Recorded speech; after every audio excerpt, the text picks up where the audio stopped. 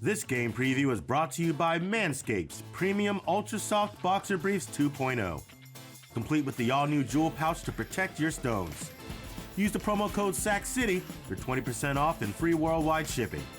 Manscaped, the perfect tools to protect your jewels.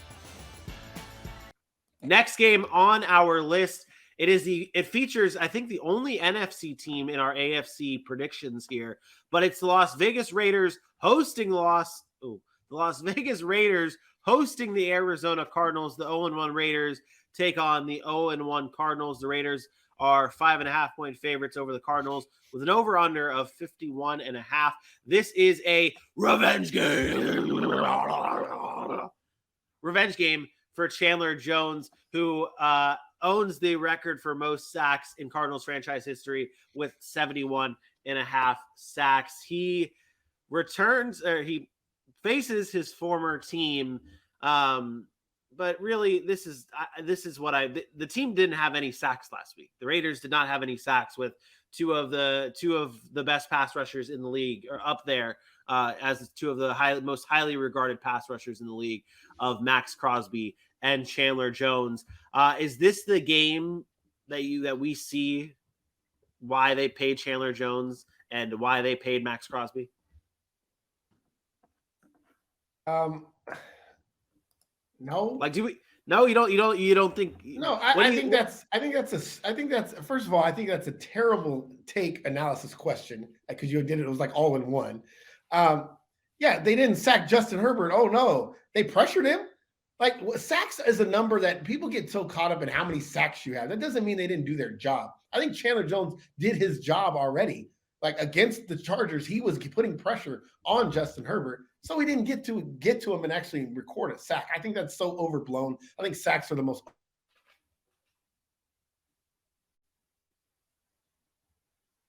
overrated. He didn't get a sack. Well, if you lead the league in pressures and you got 0 sacks, you did your job. Like, sometimes quarterbacks are really good and they get rid of the ball, or you force them to get rid of it quicker than they have to. So I would say Chandler Jones is already paying dividends on what he did. I watched Crosby and them get after the quarterback, stop the running game.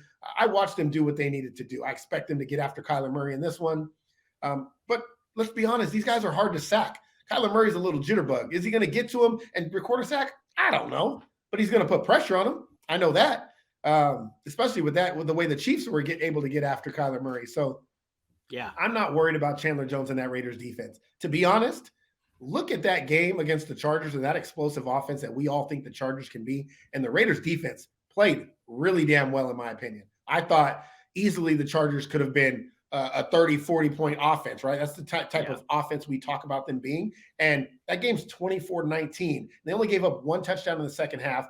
They played significantly better in the second half than they did the first half. I thought the adjustments were made. And as a matter of fact, they actually outscored the Chargers in the second half. So I expect those things to continue with the Raiders. I think that it is going to take time for them to gel. I think that continues.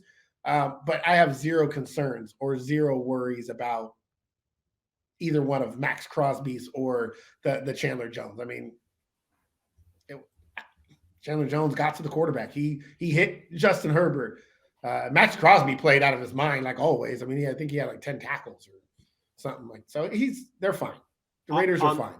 On the Cardinals side, 4-8 4-8 in their last 12 games since starting last season, 7-0. They've allowed the 3rd most points per game allowed in that span. They've not been good. Who is to blame and how do they solve it? Well, it's easy. It's the coaching to me. Like I coach, it's really the coaching and the general managers, because the personnel that the Cardinals have put together, especially on the defensive side of the football, hasn't really panned out. And then you talk about the coaching of supposed to be an explosive offense and Kyler Murray and all the weapons and DeAndre Hopkins. They really haven't lived up to that. With this air raid, like high flying 5 wide receiver sets that the Cardinals were supposed to have, haven't really lived up to that. I haven't seen the hurry up offense as much. I think Kyler Murray and Cliff Kingsbury aren't really on the same page. This Cardinals offense isn't doing the things that I thought that this innovative coaching staff was supposed to bring.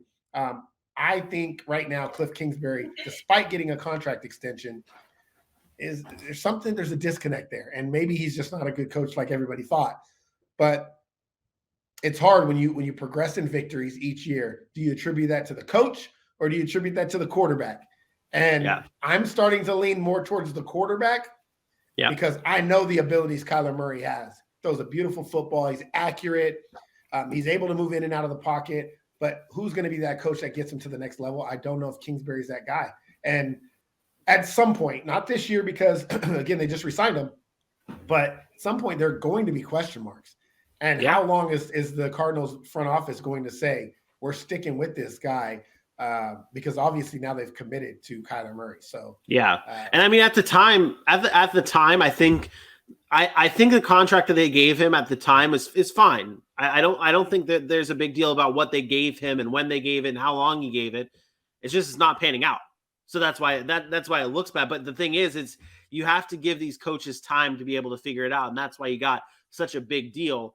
But he's proving to you that he's not worth it so far.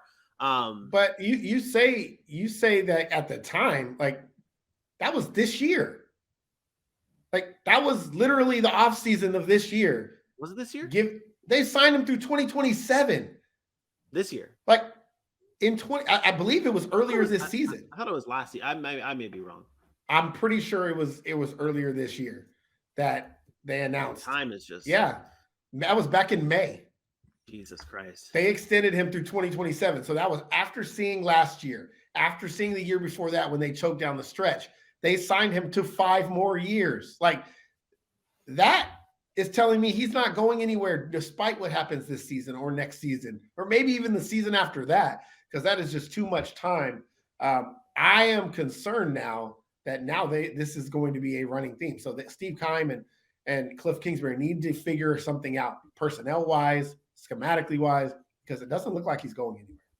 Maybe get D-Hop back. Maybe that's a good start. They're 1-5 without DeAndre Hopkins.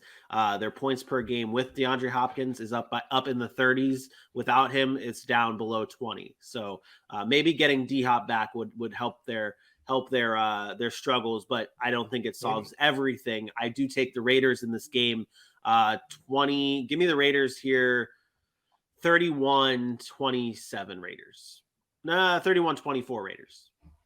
Yeah, I got the Raiders in this one too. I'm going to say 20. I'm going to say 30-20 Raiders. Okay, fair enough. I didn't want to get. I feel disrespectful of the Raiders putting up all those points on that defense. Like I think the defense shows out in this game. I think they end up doing the same thing that the Chiefs did to them, but just not the offensive production.